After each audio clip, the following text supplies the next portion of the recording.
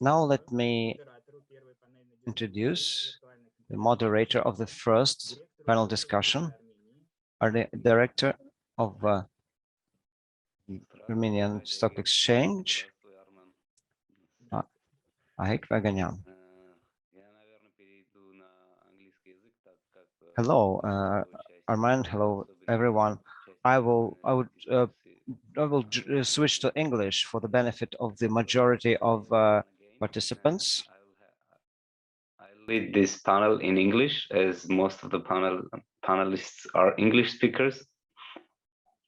So I would like to congratulate to ICD for organizing the 17th International Conference in virtual Armenia. It's unfortunate that we didn't have the chance to meet in person in Armenia, but we hope that we'll see you hopefully next year in Armenia.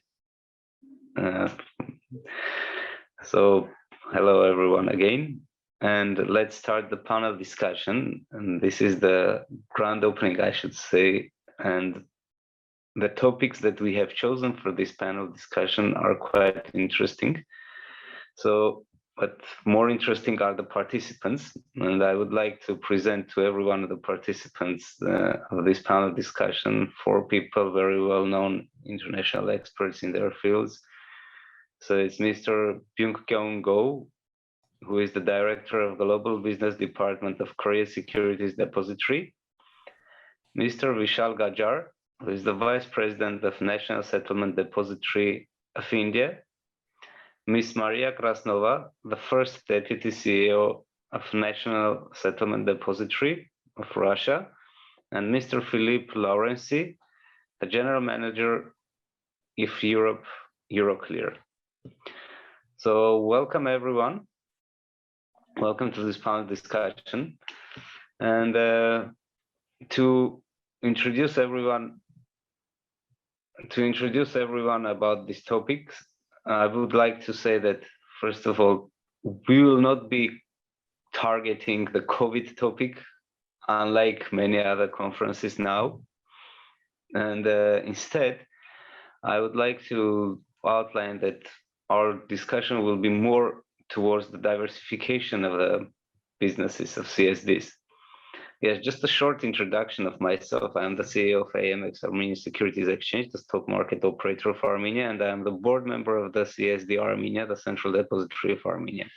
So I'm very, very related to the CSD business, and it's a huge portion of our business in a group because the AMX, the stock exchange, owns the Central Depository of Armenia. So going back to our topic discussion, so we have currently the main challenging part of our business, which is the diversification going forward, especially in the new era of disruptive technologies coming in. I think that sooner or later we'll be challenged by these new startups and disruptive technologies, and we'll be challenged of being not very agile. So I would like to ask all the panelists, how do you see the diversification of the CSD business? How do you see the new clients, and how do you see entering into the new segments of the industries, not only in the capital markets, but besides the capital markets? So just to be because we have a very short period of time, I would like to request each panelist to answer to this general question: the diversification of CSD, searching the new clients, entering into new business segments, not related even to the capital markets. So I would like to pass the word to Mr. Byung-kyung Go, so Korea Securities Depository, and then we'll go to Mr. Vishal Gajar, Ms. Maria Krasnova, and Mr. Philippe Laurency. Thank you. Can you hear me? Yes, of course. I'm Byung-kyung Go from KSD and Director of Global Business Department. And I'm glad to join this AECSD conference, annual conference. And regarding the the question. I think, as we all think, we need to diversify our business, our services. We should change it continuously to survive as a going on concern. And we to bring some efficiency and to affect our market in more effective way, we should expand expand our service areas, including traditional our services. Services. Um, Anyway, we should make an all-out effort to find out which new services we can provide to our customers, our clients, and regulatory bodies. And we should be prepared for the new technology emerging from private sectors, like the diversified laser technology and so on.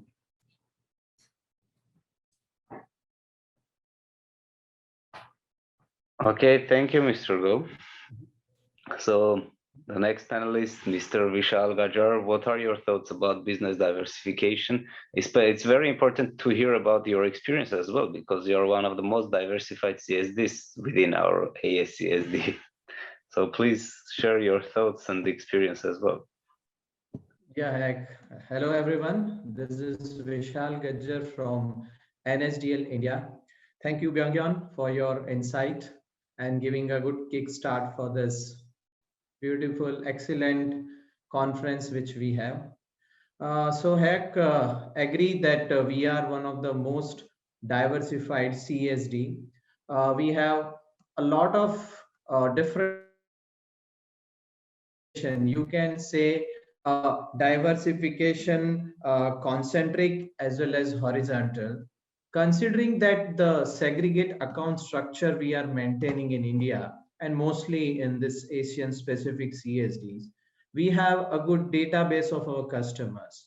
So what we had done, a two-way approach we have adopted. One, we have formed a SBU in beginning, where we have given a lot of different services which is helpful for government as well as the existing customer database. Initially, obviously, the regulatory concerns were there and the responses were not as it is expected, but now you agree that considering the technological developments we have, our initial efforts now giving us the fruits, and considering that the technology is way ahead, much needed thing to provide services, asset service, as well as the direct services which we are providing to our customer.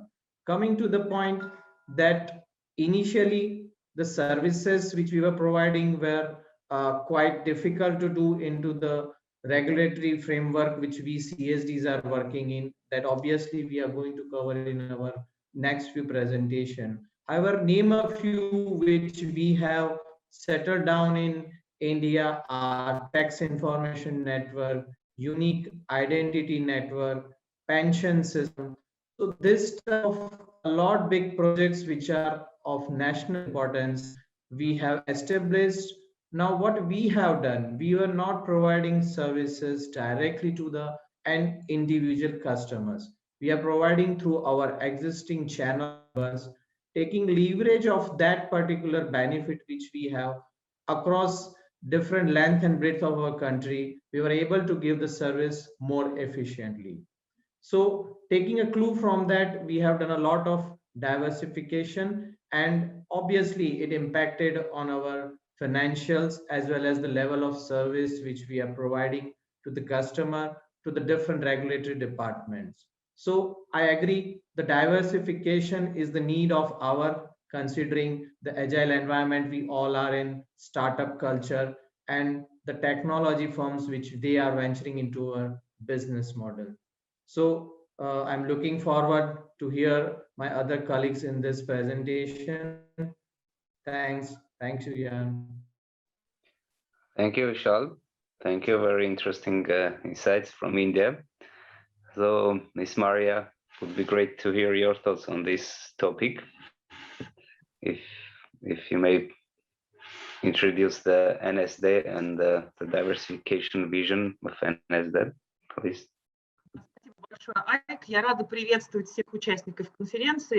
Hello, I'm happy to welcome all the participants. And in order to encourage the two-language bilingual format, I will rather talk in Russian. I hope that the interpretation will be quite informative. In order to ensure that the important infrastructure functions well, such as the Central Security Depository, a lot of resources are required because there are special requirements which are applied with respect to reliability, technology availability, access to infrastructure for different categories of participants. Some of them may be less advanced technically than others. We need also to fit within the very strict regulatory environment. All this implies that we regularly invest in that, and quite substantially. The risk appetite of central depositories is quite low traditionally, and there is a pressure on tariffs just because of depositories are monopolists on this national markets. Many of us face difficulty in obtaining sufficient revenue to cover our costs. And in order to ensure the development in the right way. So one of the drivers for diversification will be, of course, cost control. And when one of the exclusive function that we perform is trust that market participants have towards us, and also trust on the part of the regulator, which is won by providing regularly available and reliable infrastructure. And this enables the diversification. This makes it possible. Other diversification drivers include market needs and the regulator's preferences in terms of market development. And the extent to which the national market should be included in international global infrastructure. And the question is whether we need foreign investors to be involved or local investors should be preferred. All these issues are addressed successfully by applying systemically important infrastructure, including central securities depositories. Also, the national regulators, as well as infrastructure, are looking at competitive edge. When talking about competition, I'm implying competition with international players as well as the fintech, the organizations which potentially can put to doubt the very existence of the current infrastructure. How shall we respond to those challenges?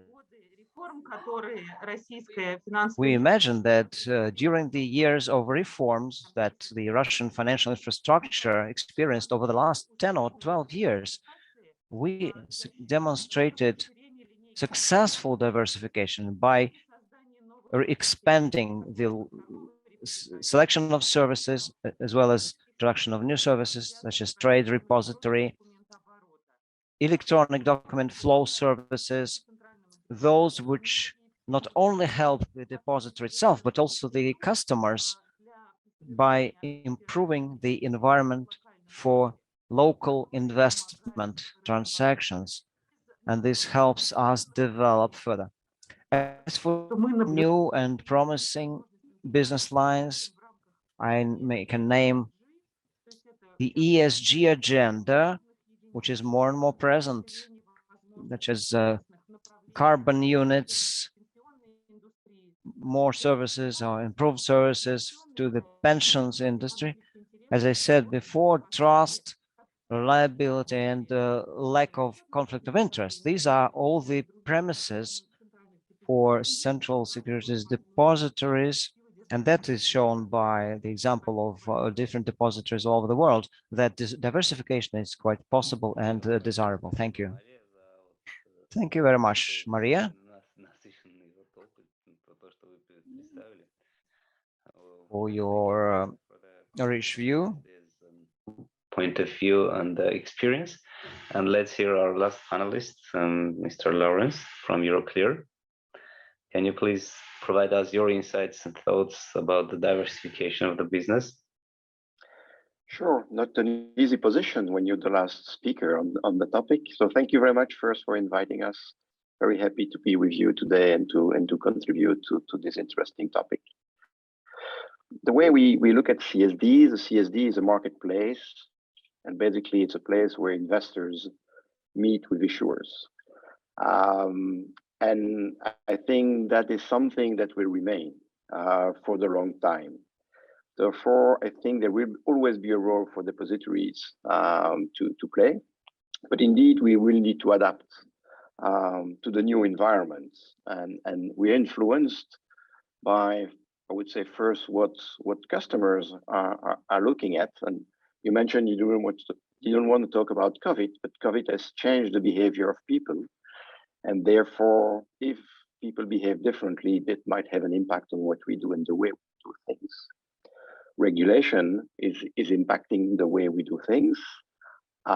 Technology is making easier to make things smoother, easier to access for customers. So we need to take all of those dimensions into account to think about what's new service, what are the new products that we need to deliver. So I think that I see still a long role for the CSDs, keeping what they do today, probably in a more efficient way, in a cheaper way, but certainly in a safer way. I think we are the guardian of assets, and the assets that we hold are probably the pensions of the people in the world. So we need to make sure that that money is safe and well guarded. We will need to use the new technology to make sure that we can expand the services that we provide. Today, CSDs offer services to wholesale. I think in India, indeed, it's interesting that there is a new dimension going to the retail. We see that in some Nordic countries as well. So to me, the big question is, how do we evolve going towards maybe more beneficial owner type of functions, while keeping the operational efficiency that we know today by having omnibus account and the like. And then the last point that will certainly influence and push us to do things differently and probably new things is, as Maria mentioned, is about ESG. This is a hot topic. Everybody is talking about it. Probably still not very mature. Everybody has its own vision and definition of what ESG means. So it makes our life a bit difficult. But it's definitely something that we will need to focus on, and we will need to leverage data. I think colleagues from India mentioned that they have a lot of data, and indeed, as CSDs, we enjoy data. We probably do not use data as much as we could, and that's probably an area where we will have to focus in the years to come. Voilà, that's my thinking of the topic now. Mr. Philip Lawrency, thank you very much for your insights. And it is great to hear different experiences from Asia to Europe. And I would like to just raise one general question, which for everyone to think about, and then we'll come back to the main discussion. So you just said that you just raised a good issue, saying that the CSD is a wholesale business generally. So a question to everyone, which I would suggest to discuss at the end: do you see a need for becoming more retail and kind of cutting out a part of intermediation? And becoming more retail doesn't mean just within the capital markets, but utilizing the experience, the know-how, the technology of the CSD, and providing new services, such as you said, it's a marketplace. Although marketplace is more for a stock market business, but still something to think about. So just a general question, which will come back at the end of the discussion.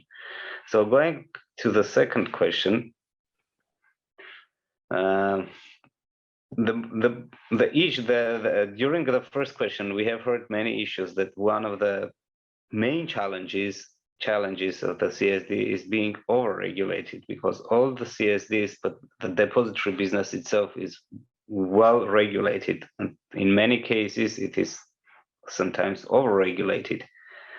So just a general question to everyone, and we'll go person by person. Don't you think that this over-regulation creates obstacles for business development, which consequently creates a business continuity risk, especially in the terms of the key staff? And how would you assess this statement in general? Do you see this over-regulation as a threat?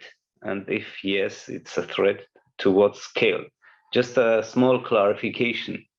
Over-regulation, in my own opinion, doesn't allow you to be agile and doesn't allow you to be very profit driven and very expensive in terms of business. And when in 21st century you are not that agile and flexible, sometimes these disruptive companies immediately take a huge chunk of a business, and key people go to them because they get overpaid. So a very general question to everyone. And again, let's go by the row. So Mr. Go, if you can just comment on this statement. Yeah, given our business characteristics, I think it is inevitable for CSDs to be supervised and regulated. But regulation could be pain to the market participants. As for KSD, we are a public organization in Korea, and we have been heavily regulated by the government. For example, we need to get government approval for personal or budget management. But it is true that the regulation could act as an obstacle for us to introduce new businesses or incentives and incentivize new system members. As a result, it can be it can be a problem when we try to bring more talented people from the industry. But I think we should consider the situation. We cannot avoid regulation. So by building up more concrete relationship with regulatory bodies, we can communicate with them, and we can promote our new businesses. Then they can understand our desire, our ambition, and then they will provide more sufficient support for CSDs, I think. Mr. Go, thank you for your answer. I agree that the relationship with the CSDs, with the regulator, is very important. Especially it needs to be give and take. So you need to give the ideas, take the feedback, go back with the ideas again, and try to convince the regulator at the end. So, Mr. Kajar, what are your thoughts about these statements? Yeah, so I agree that relationship with regulator is the most important point which we have to consider. Now, first of all, to start with, my view is that there is a very thin line difference between regulatory and over-regulatory concerns when we talk about CSD. In Asia specific, or when we say the best example, India, we have a duopoly in CSD market. So to eager to provide better service, we have obviously very thin wafer margin financial incentives when we provide services. And in addition to that, over regulations that create a lot of hurdles in expansions as well as in business diversification. So what to point to make, we like to highlight here is that regulatory environment is the most important aspect in financial market, and all the intermediaries, stock exchanges, other clearing corporations, CSD, they all work hand in hand based on the regulatory framework. Now, to have a moderate regulatory environment, there should be two-way communication, that what is the need of market, the condition of market, and it should not be overburdened. That two-way communication is very important, which here luckily we have, it exists regularly. Regulatory authorities, we have communication through mode of meetings, former channels, and we try to convince them to maintain a moderate regulatory environment where business development should also go hand in hand, that it should not impact the, at the end, custody risk as well as the asset risk, if the CSDs are not able to survive properly into the regulated market. So yes, to conclude from our perspective, there should be a convincing balance between regulatory and over-regulatory into the CSD market. Thank you, Mr. Vishal. A very important issue that you have raised, that we shouldn't risk the assets by going into different businesses. So this is a very cornerstone, I should say, within this discussion. If you want to do a business, you shouldn't risk your fundamental assets.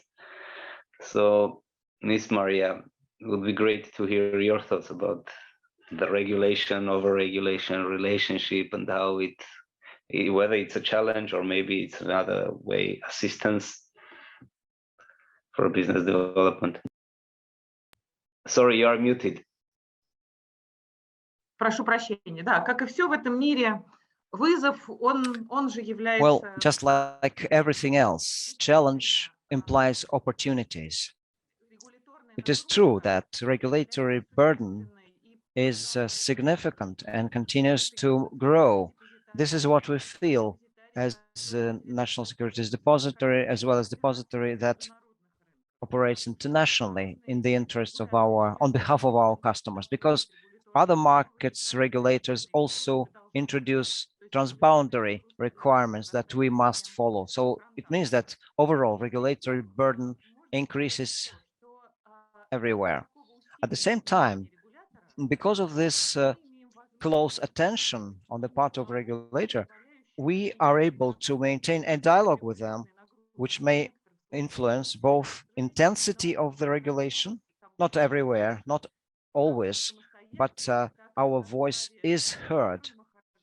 We do it by acting ourselves as well as part of self-regulatory organizations. At the same time, the regulator understands our business and our internal control and risk management systems, which is absolutely important to make the regulator comfortable about custody of our assets, reliability of operation, transactions, and business continuity. So this regulator's comfort is very important. This is a sort of trust that enables us, by operating through our user committees, of which we have several, to come up with suggestions for regulatory amendment or market development, so that we can suggest regulator how to plan the improvement of regulatory environment to allow us and market players to be more efficient. What is also important is that regulatory burden is felt more and more by not only by ourselves, but also by our customers. All the market players experience that to a significant extent. Is there any opportunity for infrastructure development through introduction of technologies and application of technology to report generation, for example, or provision of information to market participants? This in itself can provide new opportunities for business development. For example, if the infrastructure pioneers technology use in the interest of other participants, each of them will be freed from that effort, and by paying moderate fee to the infrastructure, they achieve a higher scale, we achieve higher scale and get revenue. All this requires and deserves attention, and we give sufficient attention to that. We believe that this is a matter of future. Thank you. Thank you, Ms. Maria. A good point that the challenge is a new opportunity, actually. This is very important for every one of us. And if we take challenge only as a threat and try to protect ourselves, we won't get anywhere. So a new challenge is a new opportunity, definitely, which needs to be considered, analyzed, and if required, taken new steps towards new business ventures and opportunities. So, Mr. Philip, would be great to hear you, especially knowing that Euroclear has a very diverse group. It's a very diverse group. You are from Europe to Americas, Asia's, and not only in settlement, but in trading, especially funds trading. So you are not a CSD only, but it's a marketplace, as you have mentioned, which is answering one of our questions, the diversification. So please let us know what is your experience with the regulation when you are in different markets, and are you overregulated? Do you think it as a threat or as a challenge? There's a fine line. What is overregulation versus regulation? We could debate about that for quite some time. There are probably too many regulations coming our way, and probably too quickly. And so the challenge is for us, but also for the financial industry globally, to adapt to those new regulatory environments. And the bigger challenge, I would say, is maybe not the overregulation.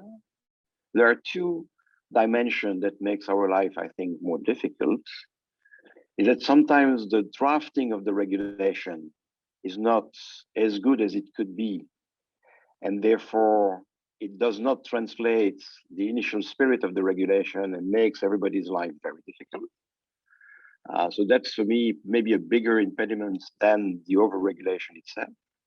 And the second one is when you are subject to different regulations coming from different countries, then usually they do not match really well together.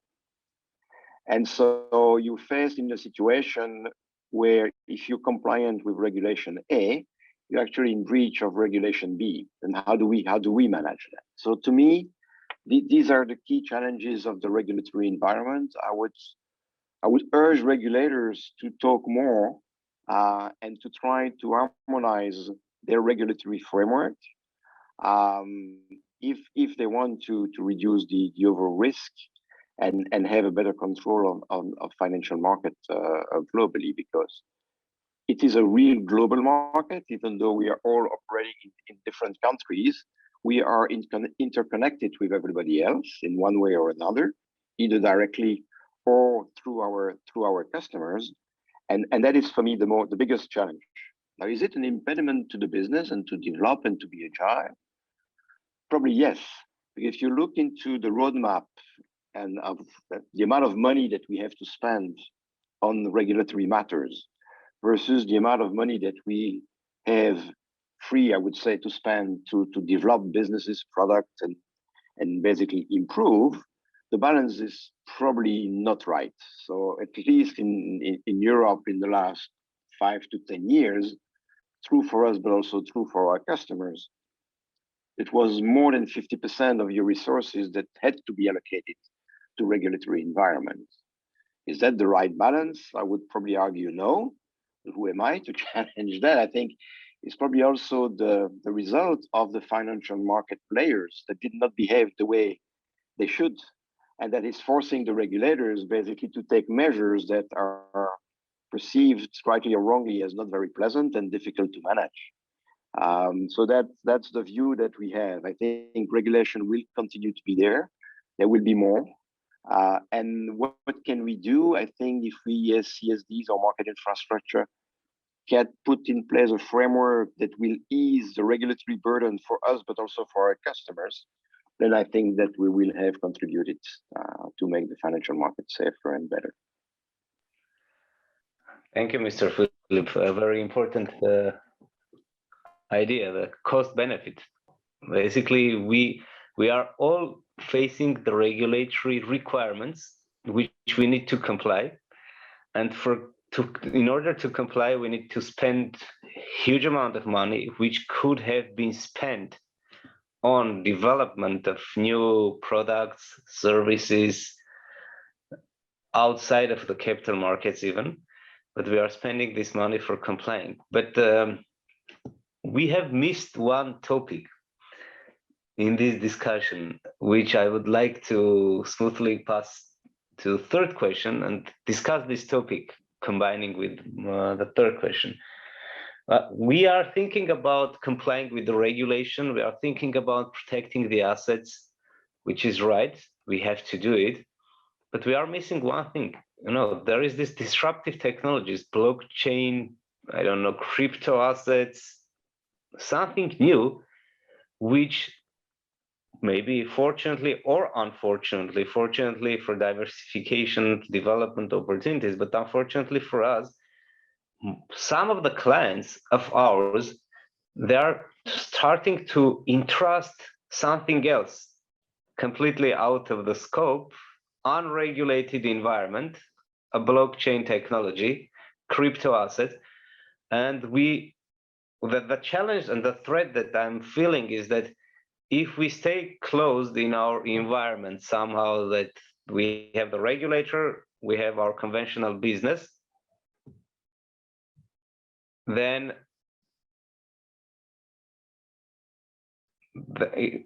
so we might miss that there might be an asset outflow. So if we stay overregulated, and parallel to us, we have a parallel reality in the world, unfortunately, that people are going to unregulated sphere of operation, and people are cashing out fiat money or kind of cashing out their securities, regulated securities, and going to the crypto securities. So I'm changing my third question, which we all pre-agreed somehow, and this is a question both for us and for the regulators as well as a recommendation. How do you feel it in general? Don't you see as a big threat for the industry in general? What if one day we wake up and we realize that people don't need our regulated services, unfortunately, anymore, because there is an unregulated new parallel world which they trust more, which is kind of, I have this general question. There is no one to take to the court, but people trust it more. And we are kind of in these big discussions, but then there is this parallel reality. So the third question, let's discuss this idea of parallel reality, and let's try to sum up this kind of panel with, is there any feedback that we can provide to the regulators based on this discussion? So, Mr. Go, if we can start from. Can I delay my reply later? I have to think about the issue for a while. No problem. Whoever is ready, Mr. Gishar, Philip, whoever is ready. So please unmute and go on. Yeah, Miss Maria. Спасибо, Айк. Интересный вопрос. Но как бы я на него ответила, я не думаю. Thank you, Haik. It's a very interesting question. This is what I can say. I don't think that the threat comes from the very existence of non-regulated environment where anyone can do anything. On the contrary, the investor would be interested to have their rights protected and confirmed. The question is, how can they do that on the basis of new technology? And this is an important question. Will the technology become as mature as to replace the conventional practice of confirmation of securities rights and confirmation of the basic execution of the basic depository functions? Well, I think what we should think more about is change in behavioral patterns of consumers. Younger generation does not care as much about contracting or making a call in order to sell or buy an asset to have their rights executed.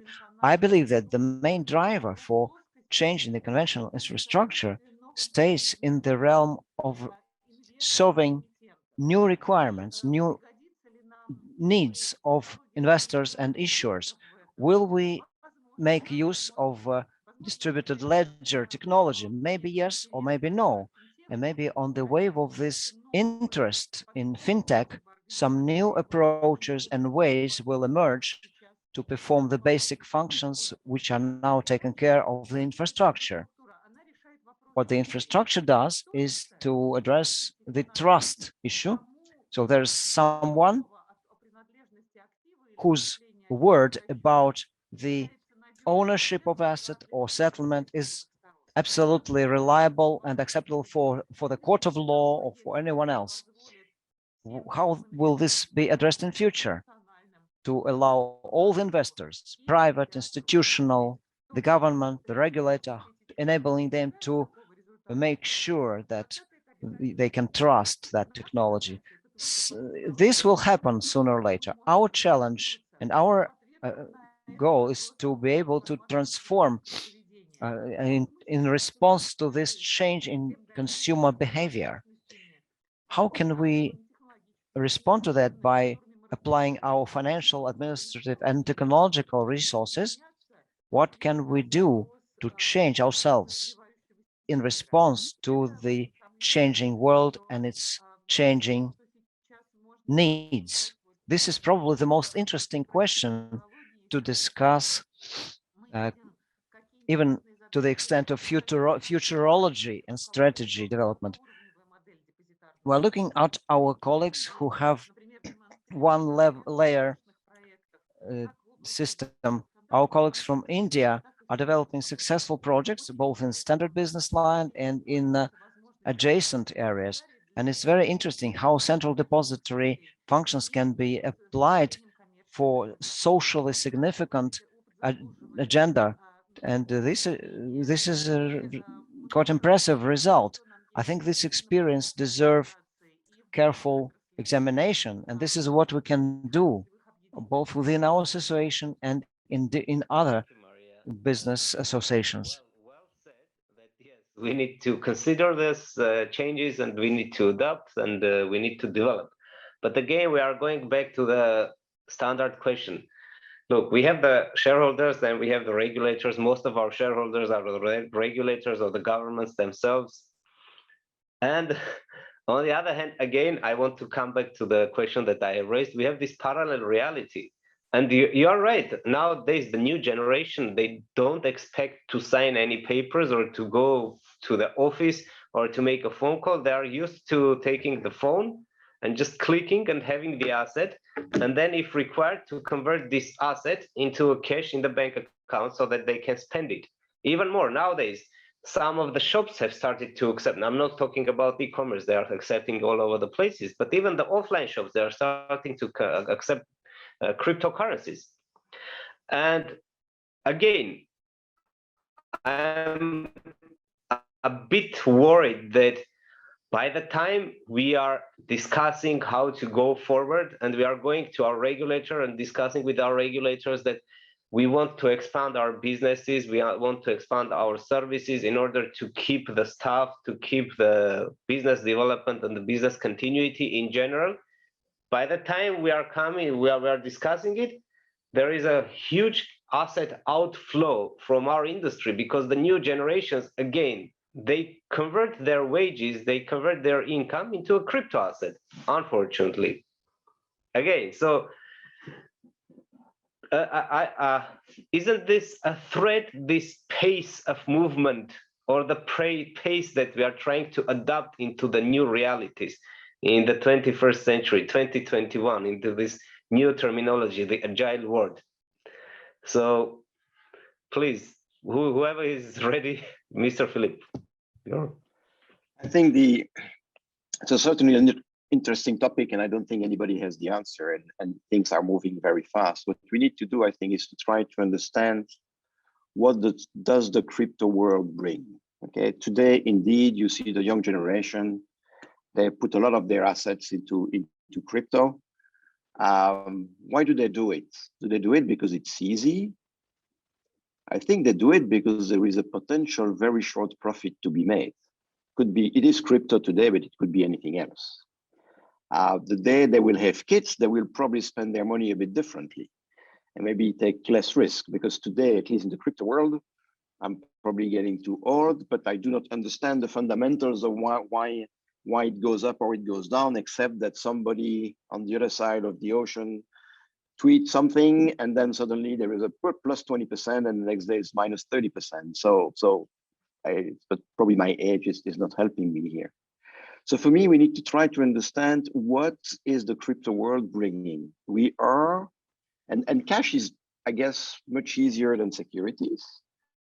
And move it. We will for sure live with a dual market, because there is no way we will be able to transfer the existing assets into a crypto world, even if we decide to start issuing only crypto tomorrow. So there will be a parallelism between two markets for quite some time. We need to think about the benefit of a crypto asset. We are probably, most of us, in a dematerialized environment. There is no paper anymore. We do electronic voting. COVID has helped us to basically move to electronic signature. So, and the technology allows us to do all of that much faster than in the past. So these are important questions. And will that market remain unregulated for a long period of time? That I do not believe so. And you see that very quickly happening in quite a number of countries, where when its use becomes too important, then the regulator says, but wait a minute, I'm the one managing my reserves, I'm the one managing money supply. What is the potential global macroeconomic impact on my country if I let that happen? So I believe that it will not remain unregulated for very long. And so again, as we discussed earlier, we will need to see as market infrastructure, how can we contribute? We will probably need to be able to manage those assets in the coming future. I would say between 5 and 10 years, something is likely to happen. And the big challenge for us will be to manage the dual world, i.e. a crypto world and a traditional world. Thank you, Mr. Philip. So from India or Korea, any feedback? Yeah, Hack. So I'd like to add 2 points here. I think Maria and Philip have a good insight in this, that we have to build confidence that the existing infrastructure and the asset classifications which are there, which are traditionally tested model of investment, are also the good investment option. Obviously, we cannot stop the changing dynamic considering the crypto example which we have. Now, we have to see the other side also, that there is a big business opportunity, that CSD, we are providing the services for managing the assets. So we have to tighten our all the threads, and we have to be ready for this fast moving technological developments. So if we move considering or assuming that that is not going to challenge our traditional model, so we may lose the edge which we all have currently. So we have to change in according with the younger generation choice, or their way of opting for investments. So this is the question between the traditional and the which are available. So we also have faced this challenge that younger generation go for paperless, without vest signature, whatever the available option, they go for it first instead of the traditional one. So my take on this is, yes, we have to face this, not now, but coming down the line, that century which we have after say 10 years, we have to be ready for this next upcoming whatever business models which we have in hand. So this is what is my take on this. Okay, thank you, Mr. Vishal. And in my opinion, these days we are hearing about news in relation with the new technology like blockchain or distributed ledger technologies. But I know some CSDs like DTC are trying to adopt those new technologies to their settlement process in near future. And of course, KSD is also carrying out some POC project in relation with new technologies. But my point is that we don't know whether those new technology can be really adapted to our core businesses in near future. So we should monitor those trends, those new technologies, and we should study the feasibility of the adoption of new technologies. But we don't need to be so scary about those new technologies. So we will see where the world is moving toward. But I think we should be calm and we should be ready to those new trends. Okay, thank you, dear panelists. And we have a comment in the chat from John saying that although many people will trade in crypto, but at the time when they face the problem of cashing out and face the problem of not delivery of their money, so they converted their cash from the bank account into something dodgy or unknown, and then they cannot receive any cash back. At that moment, they will run back to the regulated services, which I partially agree as well, but the trend is a bit worrying, unfortunately enough. So the third question to finalize this would be, as a suggestion, I would say, so we have the third survey question. Do you get enough level of support from your local regulator for your initiatives? But a topic that I would like to suggest, a very short yes or no, and if yes, then follow it up with CSD, is that we have discussed interesting topics. We see threats and challenges, and we also see within these threats and challenges new opportunities, which we need to discuss with our regulators, because without them, we cannot do anything new. So I suggest to come back to those issues again within 6 months period, but within this period to have a white paper recommendation to the regulators. So all of us together, if Arman doesn't mind, we ask Arman to coordinate this small mini project. And if you, of course, don't mind, to come together to have this intelligence exchange, and within a few months period, have a white paper, a recommendation for regulators, and not only the regulators, but a recommendation for all of us. But again, we can do something new if the regulators approve it. So what do you think? Would you like to join to this initiative? Please, whoever is up, if you object, you can say that you don't have time or you objected, but I think this is an interesting topic that at least a paper as a recommendation for the regulators is an important thing to have. It's a starting point. It's a cornerstone. It's a starting point of something, and it gives us an opportunity to explore, examine these parallel world realities, what's going on. Because it's not only the young generation, but unfortunately, I see multi-billion-dollar funds investing into assets which are not safe kept by the CSD. Whereas those billions could have been, again, invested into the assets which were kept by us. So a huge portion of business is running out for some of the reasons, because I don't know, there are different reasons which needs to be addressed and discussed with our regulators. Or maybe we have to review our model of regulation and I don't know, most probably the regulation, I should say. So this is an offer kind of to all of us to join into this initiative. And just I think we'll spend another few hours, maybe once a month or twice a month, to get together and discuss, and then ask Arman to write down this final white paper. What do you think? Please, any of you. I'll give it a try.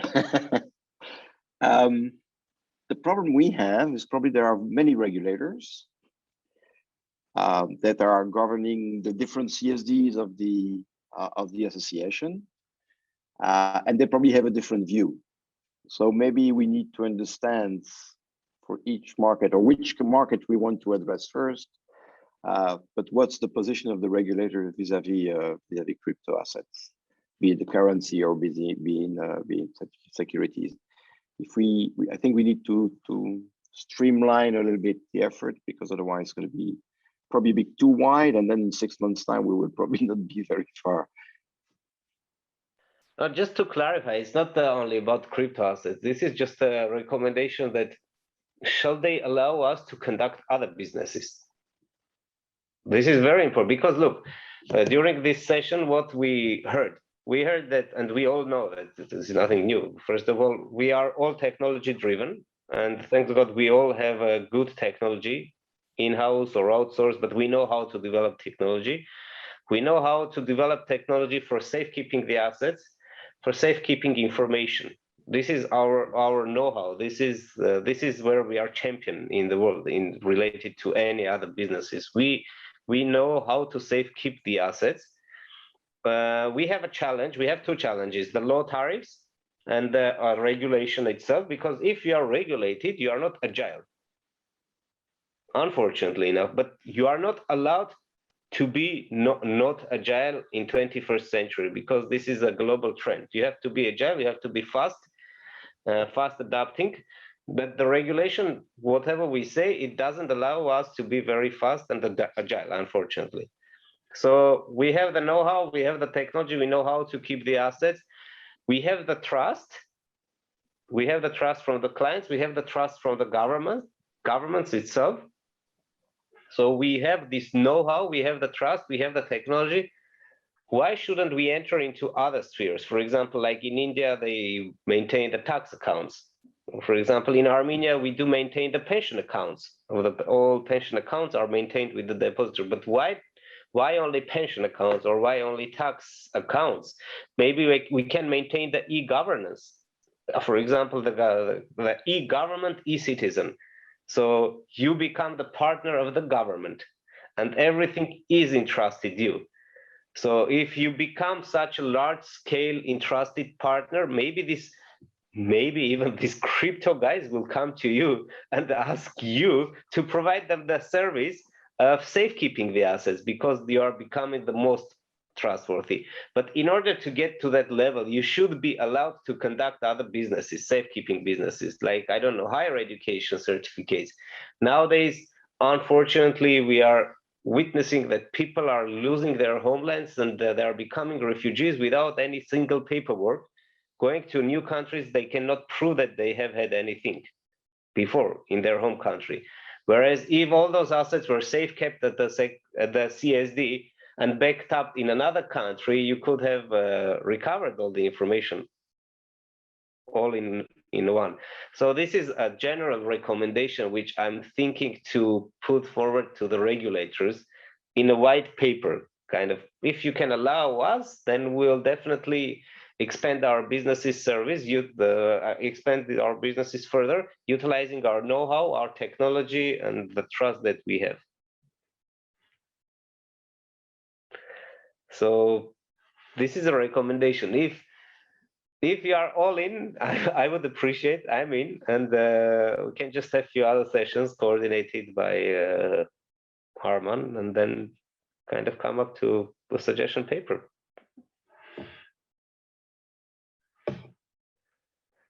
So this is the suggestion, and let's finalize our interesting discussion with the answers of the questions. So you have the first survey answer. Do you think the CSDs need to diversify the business? Well, it's good to see at least that 50% think that they need to diversify in any direction they can.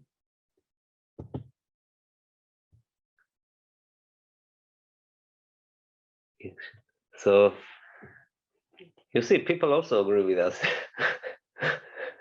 because they know that we can do the business in the right way. We can handle their information in the right way. And why not to do it?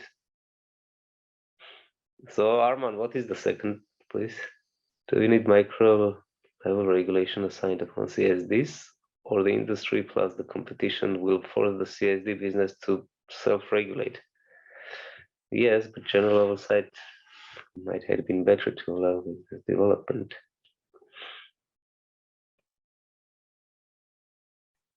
Well, so more people say that yes, but general oversight might have been better to allow business development. Что да, но общий надзор мог быть бы лучше для развития бизнеса центральных депозитариев.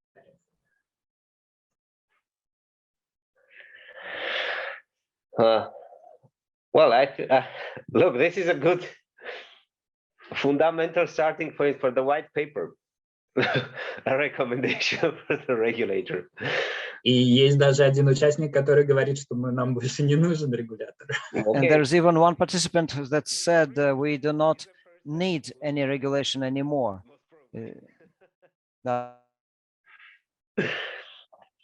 Okay, this is a very interesting outcome. The second question, especially, that 72%, the vast majority, think that we need just a framework. And the third question is, do we need enough level of support from your local regulator for your initiatives? Do we get it? Well, okay.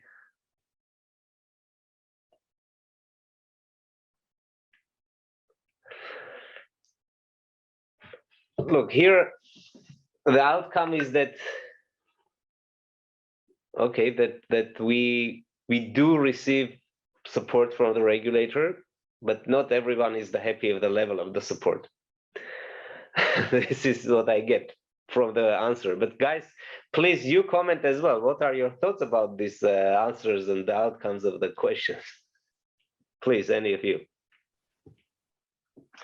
If the experience they're supportive, but obviously they have to play their role as well to make sure that we do not go wild. But usually if you have a good rationale for what you want to do it, and this is within the risk appetite that they consider applicable to an FMI, then usually they provide us the right support. Okay, thank you. Okay, in my opinion, we should think about our role as a financial market infrastructure. I mean, as a traditional CSD, we are considered as a financial market infrastructure. So, in the view of regulators, then it means CSD should be protected and separated from any crisis. So, before we contact regulators about deregulation, we should prepare some measures to persuade them. And after that, we should persuade them the needs why we need to expand our service areas. By doing that, we can achieve our goals. Yeah.